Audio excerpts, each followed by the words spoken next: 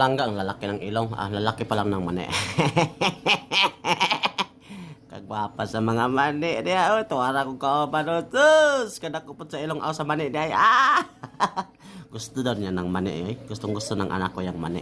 Bibili kami ng kalahating kilo. Ang 1/4 pala niyan is 25 pesos. So, kalahating kilo, automatic 50 pesos. So, diba? Ganun lang ang buhay mga palangga. Bibili kami. Kasi daw, ano din eh, para maging matalino daw ang isang tao. O nagpapatalino daw ng tao tong mani. Bot.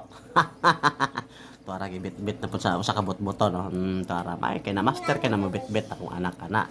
Ako pang anak tuara gihimog bag ang mani ay. Lakaw-lakaw din siguro ya.